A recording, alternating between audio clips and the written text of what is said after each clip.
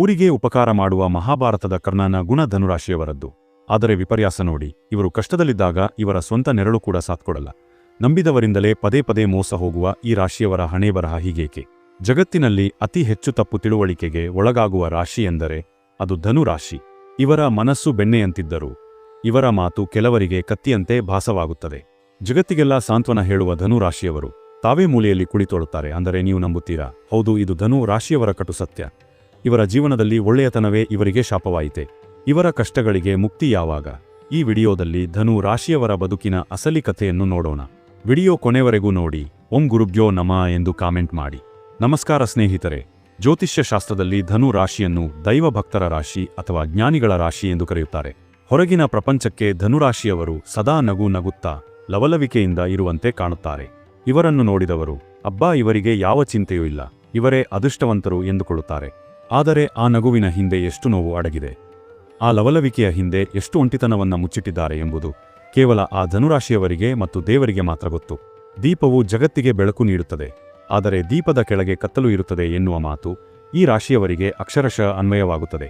ಧನುರಾಶಿಯವರ ಅತಿದೊಡ್ಡ ಶತ್ರು ಯಾವುದು ಗೊತ್ತಾ? ಅದು ಅವರ ನೇರ ಮಾತು.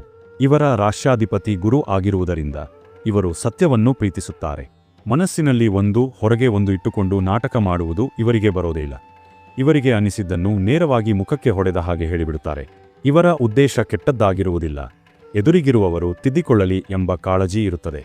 ಆದರೆ ಕಲಿಯುಗದಲ್ಲಿ ಸತ್ಯ ಹೇಳುವವರನ್ನು ಯಾರೂ ಇಷ್ಟಪಡುವುದಿಲ್ಲ ಅಲ್ಲವೇ? ಇವರ ಈ ನೇರ ನಡೆನುಡಿಯಿಂದಾಗಿ ಇವರು ಪಡಬಾರದ ಕಷ್ಟ ಅನುಭವಿಸುತ್ತಾರೆ. ಇವರು ಪ್ರಾಣಕ್ಕಿಂತ ಹೆಚ್ಚಾಗಿ ಪ್ರೀತಿಸುವವರೇ ಇವರ ಮಾತನ್ನು ತಪ್ಪಾಗಿ ಅರ್ಥೈಸಿಕೊಂಡು ದೂರವಾಗುತ್ತಾರೆ. ನಾನು ಒಳ್ಳೆಯದಕ್ಕೆ ಹೇಳಿದೆ, ಆದರೆ ಅವರೇ ನನ್ನನ್ನು ಶತ್ರು ಅಂದುಕೊಂಡರು ಎಂದು ಕೊರಗುವುದೇ ಇವರ ಜೀವನದ ದೊಡ್ಡ ದುರಂತ. ಇನ್ನು ಧನುರಾಶಿಯವರ ಹೃದಯವಂತಿಕೆ ಬಗ್ಗೆ ಹೇಳುವುದಾದರೆ, ಇವರು ಕರ್ಣನ ಜಾತಿಯವರು. ಕಷ್ಟ ಎಂದು ಯಾರೇ ಬಂದು ಕೈ ಚಾಚಲಿ ಇಲ್ಲ ಎನ್ನದೆ ಸಹಾಯ ಮಾಡುತ್ತಾರೆ. ತಮ್ಮ ಹತ್ತಿರ ಹಣ ಇಲ್ಲದಿದ್ದರೂ ಸಾಲ ಮಾಡಿಯಾದರೂ ಬೇರೆಯವರ ಕಷ್ಟಕ್ಕೆ ನಿಲ್ಲುತ್ತಾರೆ. ಆದರೆ ವಿಪರ್ಯಾಸ ನೋಡಿ, ಇವರು 100 ಜನಕ್ಕೆ ಸಹಾಯ ಮಾಡಿರುತ್ತಾರೆ. ಆದರೆ ಇವರಿಗೆ ಒಂದು ಕಷ್ಟ ಬಂದಾಗ ಹಿಂದೆ ಸಹಾಯ ಪಡೆದ ಒಬ್ಬ ವ್ಯಕ್ತಿಯೂ ಇವರ ಕಡೆ ತಿರುಗಿ ನೋಡುವುದಿಲ್ಲ. ಇವರು ನಂಬಿದವರಿಂದಲೇ ಅತಿ ಹೆಚ್ಚು ಮೋಸ ಹೋಗುತ್ತಾರೆ. ಸ್ನೇಹಿತರಿಗೆ ಹಣ ಕೊಟ್ಟು ಕಳೆದುಕೊಳ್ಳುತ್ತಾರೆ, ಸಂಬಂಧಿಕರಿಗೆ ಆಸರೆ ಕೊಟ್ಟು ಅವಮಾನ ಎದುರಿಸುತ್ತಾರೆ. ನಾನು ಎಲ್ಲರಿಗೂ ಒಳ್ಳೆಯದನ್ನೇ ಮಾಡಿದೆನಲ್ಲ, ನನಗೆ ಯಾಕೆ ಹೀಗಾಯಿತು ಎಂಬ ಪ್ರಶ್ನೆ ಇವರನ್ನು ನಿದ್ದೆಗೆಡಿಸುತ್ತದೆ. ಕುಟುಂಬದ ವಿಚಾರಕ್ಕೆ ಬಂದರೆ, ಧನು ರಾಶಿಯವರು ಮನೆಯ ಜವಾಬ್ದಾರಿಯನ್ನು ಹೊರಲು ಸದಾ ಸಿದ್ಧ. ಆದರೆ ಮನೆಯವರಿಗಾಗಿ ಇವರು ಎಷ್ಟೇ ತ್ಯಾಗ ಮಾಡಿದರೂ ಅದಕ್ಕೆ ತಕ್ಕ ಮನ್ನಣೆ ಸಿಗುವುದು ಕಷ್ಟ. ಇವರು ಮಾಡಿದ 99 ಒಳ್ಳೆಯ ಕೆಲಸಗಳನ್ನು ಜನ ಮರೆತು ಬಿಡುತ್ತಾರೆ. ಆದರೆ ಯಾವುದೋ ಒಂದು ಸಣ್ಣ ತಪ್ಪನ್ನು ಹಿಡಿದುಕೊಂಡು ಇವರನ್ನು ದೂಷಿಸುತ್ತಾರೆ. ಇವರು ತಮ್ಮ ಸ್ವಂತ ಆಸೆಗಳನ್ನು ಬದಿಗಿಟ್ಟು ಕುಟುಂಬದ ಏಳಿಗೆಗಾಗಿ ದುಡಿಯುತ್ತಾರೆ. ಆದರೂ ಕೊನೆಗೆ ನೀನು ನನಗೇನು ಮಾಡಿದ್ದೀಯಾ ಎಂಬ ನಿಷ್ಠುರದ ಮಾತುಗಳೇ ಇವರಿಗೆ ಪ್ರಶಸ್ತಿಯಾಗಿ ಸಿಗುತ್ತದೆ. ಹಾಗಾದರೆ ಗುರುಗ್ರಹದ ಆಶೀರ್ವಾದವಿರುವ ಈ ರಾಶಿಗೆ ಯಾಕೆ ಇಷ್ಟು ನೋವು? ಇದರ ಹಿಂದೆ ಒಂದು ದೈವಿಕ ರಹಸ್ಯವಿದೆ. ಧನುರಾಶಿಯವರು ಜ್ಞಾನ ಮತ್ತು ಅನುಭವ ಪಡೆಯಲೆಂದೇ ಹುಟ್ಟಿದವರು. ದೇವರು ನಿಮಗೆ ಮನುಷ್ಯರ ನಿಜವಾದ ಬಣ್ಣವನ್ನು ತೋರಿಸುತ್ತಿದ್ದಾನೆ.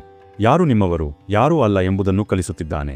ನೀವು ಅತಿಯಾಗಿ ನಂಬುವುದು ಬಿಟ್ಟು ನಿಮ್ಮ ಆತ್ಮವಿಶ್ವಾಸದ ಮೇಲೆ ನಿಲ್ಲಲಿ ಎಂಬ ಕಾರಣಕ್ಕೆ ದೇವರು ಈ ಪರೀಕ್ಷೆಗಳನ್ನು ನೀಡುತ್ತಿದ್ದಾನೆ.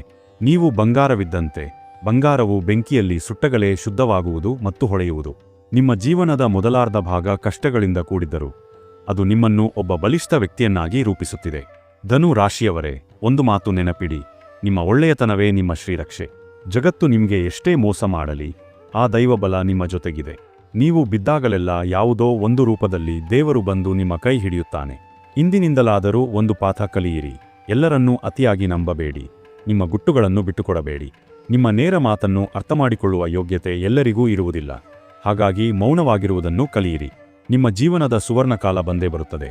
ನಿಮ್ಮನ್ನು ತಾತ್ಸಾರ ಮಾಡಿದವರೇ ಮುಂದೆ ನಿಮ್ಮನ್ನು ಕಂಡು ತಲೆಬಾಗುವ ದಿನಗಳು ಹತ್ತಿರದಲ್ಲೇ ಇವೆ. ನೀವು ಸೋಲುವವರಲ್ಲ, ಗೆದ್ದು ತೋರಿಸುವವರು. ಈ ವಿಡಿಯೋದಲ್ಲಿ ಹೇಳಿದ ಮಾತುಗಳು ನಿಮ್ಮ ಜೀವನಕ್ಕೆ ಹತ್ತಿರವಾಗಿದ್ದರೆ ದಯವಿಟ್ಟು ಲೈಕ್ ಮಾಡಿ. ಇದೇ ರೀತಿ ನಿಮ್ಮ ರಾಶಿಯ ಬಗ್ಗೆ ಇನ್ನಷ್ಟು ತಿಳಿದುಕೊಳ್ಳಲು ರಾಶಿ ಮಾಸ್ಟರ್ ಚಾನೆಲ್ಗೆ ಸಬ್ಸ್ಕ್ರೈಬ್ ಆಗಿ. ಧನ್ಯವಾದಗಳು.